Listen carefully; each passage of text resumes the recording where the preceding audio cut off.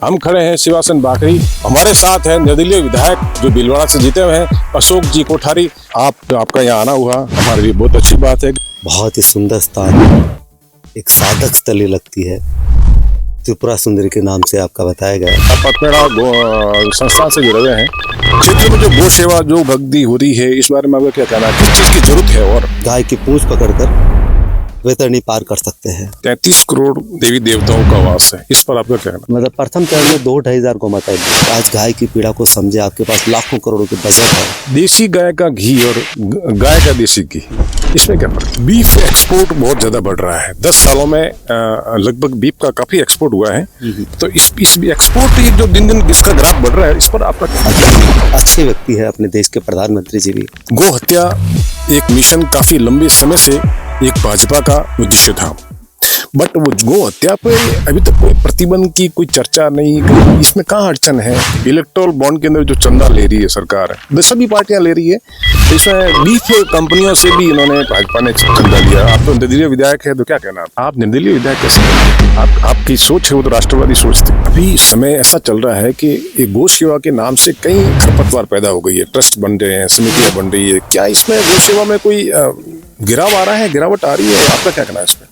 दोनों सरकारों में क्या फर्क दिखा आपको, जिसमें सब्सिडी को लेकर, गौ सेवा की सब्सिडी को लेकर दोनों सरकार में क्या फर्क लग रहा है?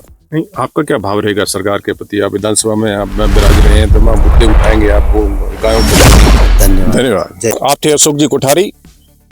समग्र राष्ट्र में गौ सेवा, गौ भक्ति को लेकर एक अभियान जो 10 सालों से चल रहा है, उस अभियान में तन मन और धन से सेवा करने वाला एक ऐसा बंदा है जिसे पूरा राष्ट्र जानता है, पूरा राजस्थान जानता है। आज हमारे साथ हैं, हम खड़े हैं शिवासन बाकरी, सिरोही जिले के रेवदर उपखंड के अंदर। हमारे साथ है निर्दलीय विधायक जो भीलवाड़ा से जीते हुए हैं अशोक जी कोठारी। आज हमारे मेहमान बने हैं। आज हम इनसे कुछ सवाल जवाब और गौ सेवा और गौ भक्ति और राष्ट्र सेवा और देशभक्ति को लेकर कुछ सवाल जवाब करेंगे। वैसे नमस्कार। धन्यवाद, शुभकामना। पहले तो आपका यहाँ आना हुआ हमारे लिए बहुत अच्छी बात है कि ठेठ भीलवाड़ा से चल के ठेठ यहाँ पे पधारे हैं। तो कब पधारना हुआ और किस मकसद से पधारना हुआ, थोड़ा बताएं। कल आए थे सर, और सुमन जी महाराज है, आप भी पूरे गो भक्त रहे हैं, खूब आपने गौ माता की सेवा की है। लोग बांसवाड़ा गए थे, आदिवासी इलाकों में विवेकानंद केंद्र के आनंदालय है, भारत माता मंदिर विश्व हिंदू परिषद की, वहाँ संस्कार शालाएं चलती है। घर घर गाय पहुँचाने का संकल्प है। वहाँ पर भी एक मित्र है, 1000 गौ माताएं पहुँचाई है। वहाँ से होते हुए हिम्मतनगर हमारे मित्र थे, विष्णुनगर जीवन विद्या का एक शिविर चल रहा था, समर्थ डायमंड, और बहुत ही जीवन विद्या पे आदरणीय नागराज जी का एक सोच है, उसको लेकर वहाँ रुके और फिर कल शाम को हम यहाँ गए थे। बहुत ही सुंदर स्थान है, एक साधक स्थली लगती है, त्रिपुरा सुंदरी के नाम से आपका बताया गया, और बहुत अच्छा लगा इस भूमि पर आकर। तो अच्छी अनुभूति एक रही। आप पूर्व में भी इस जगह पधारे हुए हैं क्या, इसके आसपास? क्योंकि आप पथमेड़ा संस्थान से जुड़े हुए हैं। नंदगांव आना जाना रहता है, पूरा नंदगांव आते रहते हैं। इस क्षेत्र नंदगांव के पास में होने से यहाँ तो पहली बार आना हो। क्षेत्र में जो गौ सेवा जो भक्ति हो रही है इस बारे में आपका क्या कहना है, किस चीज की जरूरत है और अपडेट होने की? अभी देखिए सर, अभी तो बहुत जरूरत है। 25 वर्ष पहले हम गौ माता को नहीं जानते थे। जो पाया है, मेरे पास शब्द नहीं है। हमारे जीवन के मुख्य आधार मेरी माँ है, पिता है, गुरु है और गौ माता है। और अभी वर्तमान में गौ माता की जो पीड़ा है, नंदी बाबा जो रोड पर खड़े हैं, भूखे प्यासे दर दर की ठोकरें खाते, सर्दी गर्मी बारिश की पीड़ा, अंत में कत्ल खाने की, तो अभी जो पाया वो शब्द नहीं है और हम समझ नहीं पाए। अभी वर्तमान अर्थ युग में हर व्यक्ति का ध्यान पूरा अर्थ पर है। तो अभी गाय पूरी भारतीय संस्कृति का आधार है। गाय यूं कह दीजिए ऋषियों का रिसर्च है। मतलब जैसे कामधेनु कहा गया, कल्प वृक्ष कहा गया, जब हम पहली बार जुड़े तो हमने पढ़ा था, वो पाया सत्य है।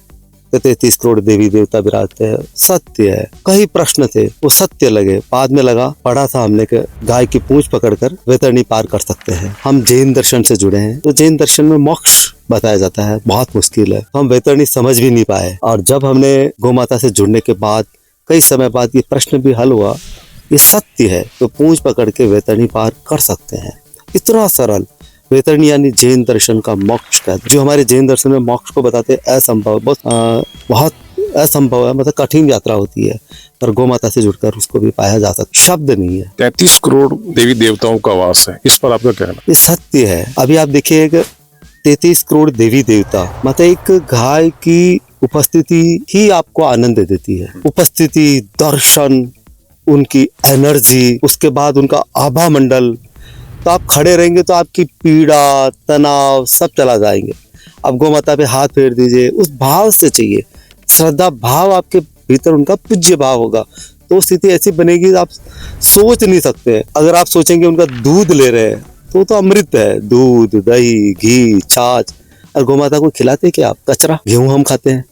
हम हमारे क्षेत्र में थे एक बार, तो कोई मित्र कह रहे थे सर हमारे बार गेहूं खूब हुए, तो खाकला है तो हमें रखने की जगह नहीं, खेत में जला देंगे। वो खाकले को, वो भूसे को, अपन गेहूं के भूसे को खिला के गौ माता दूध देती है। दूध से दही, घी सब कुछ होता है। अभी हम पिछले 15 वर्षों से लगभग गौरत्ती भी है, तो गाय के दूध, दही, घी के अलावा नहीं लेते हैं।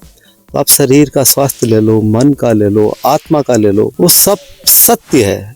गौ माता के प्रति आप मुझे कहेंगे ना तो मेरे पास कोई शब्द नहीं है। जैसे मेरी भीतर मेरी माँ है बहुत गहरे से, मेरे पिता है अद्भुत है, शब्द नहीं है। ऐसे मेरे गुरु है, मैंने माँ से इतना पा लिया, पिता से पूरा पा लिया, कोई बचा नहीं था। गुरु से मैंने इतना पाया, माँ से पूरा हो गया था, पिता और पर्याप्त है, अद्भुत थे। और गुरु के बाद तो कुछ बचता नहीं। पर मैं गौ माता से जुड़ा ना, तब मुझे लगा, आप यूं समझिए कि सब कुछ जहाँ भी खाली जगह थी तो माँ से पर्याप्त मिल गया, पिता, गुरु, फिर भी कुछ भी जगह खाली थी वो पूरी गौ माता ने भर दी। जैसे अपने मारवाड़ में हमारे भोजन होता है, दाल बाटी चूरमा, बहुत श्रेष्ठ भोजन है। वो भोजन आपने लिया बहुत पर्याप्त रूप से, पर लास्ट में आपको यार छाछ तो पीनी है। छाछ पीने के बाद आपको लगेगा ना तो जैसे पूर्ण पर्याप्त भोजन हो गया। ऐसे गौ माता के जुड़ने के बाद कोई प्रश्न, कोई चीजें नहीं रही। और गौ माता से जुड़ने का जो रहा हमें 97-98 में अकाल का समय था, जैन संत थे, उन्होंने कहा गौ माता पे जैसे भी इतनी गाय कत्ल खाने में जाती है तो आप कुछ राष्ट्रपति जी को, प्रधानमंत्री जी को पत्र लिखिएगा। उस वक्त से मेरे भाव बने।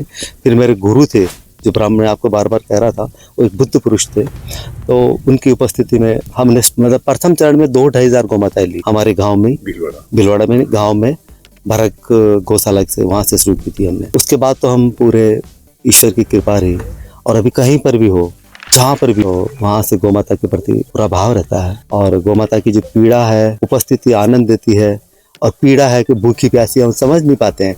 इतने लाखों के, करोड़ों के बजट है। हम विधानसभा में गए, 7 दिन चली, तब भी हमें राज्यपाल जी के अभिभाषण पर वापस हमें बोलना होता है, तब भी हमने पहली बात यहीं से शुरू की। आज गाय की पीड़ा को समझे, आपके पास लाखों करोड़ों के बजट है, सब कुछ है, गाय भूखी प्यासी दिख नहीं रही हमको। अगर जो गोचर भूमि गाय की है तो कम से कम उस भूमि को तो आप गौ माता के लिए छोड़ दीजिए। पहला हमने कहा भी आप गौ माता की भूमि को सफाई कर दीजिए, तारबंदी कर दीजिए, उनको छोड़ दीजिए।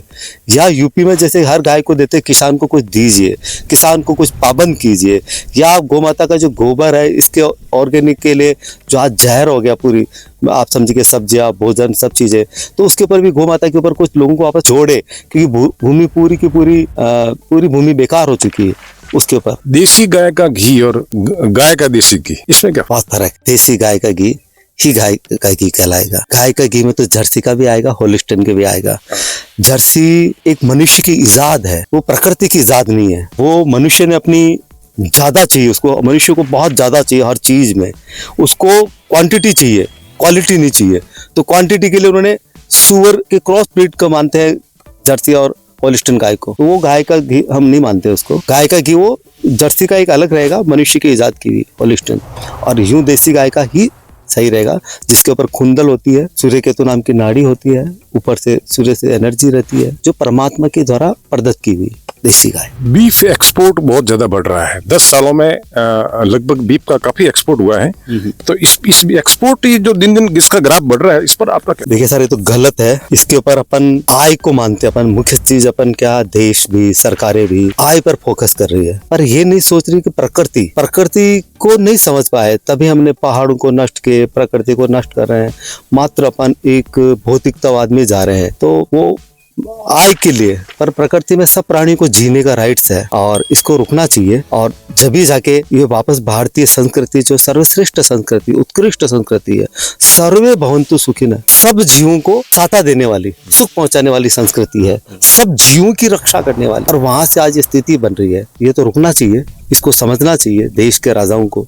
अभी अच्छे व्यक्ति है अपने देश के प्रधानमंत्री जी भी, और वो भी एक अच्छे अद्भुत राजा है। उन्होंने भी 10 सालों में ऐतिहासिक कार्य किए हैं, असंभव को संभव बनाया है। गो हत्या एक मिशन काफी लंबे समय से एक भाजपा का ये चल रहा था, मुख्य उद्देश्य था।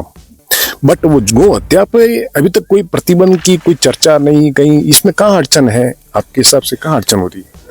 अभी देखिए सर, पहले अभी तो केंद्र में सरकार आए 10 वर्ष हुए, पूर्ण बहुमत से भी आए और कई अच्छे फैसले लिए सरकार ने, मोदी सरकार ने। अभी कुछ फैसले बाकी है जिसमें आप कह रहे ना, ये भी गौ हत्या पर प्रतिबंध लागू होगा। तो ये अब मेरा अपना सोचना है कि अब की सरकार में ये स्थिति बनेगी और ये निर्णय लेगी सरकार। हाँ, इलेक्ट्रोल बॉन्ड के अंदर कुछ घपला भी अभी अपन सुन रहे हैं कि इलेक्ट्रोल बॉन्ड में काफी घपले हुए हैं, बीफ कंपनियों से भी इन्होंने फंडिंग ली। इस बार में क्या फंड आए इलेक्ट्रोल बॉन्ड का, क्या कहना है आपका इसमें? इलेक्ट्रोल बॉन्ड का मतलब आप पूरा समझाइए। इलेक्ट्रोल बॉन्ड के अंदर जो चंदा ले रही है सरकार, सभी पार्टियां ले रही है, तो इसमें बीफ कंपनियों से भी इन्होंने, भाजपा ने चंदा लिया। आप तो निर्दलीय विधायक है, तो क्या कहना है? इतना मैंने भी थोड़ा सा जाना है इसके बारे में।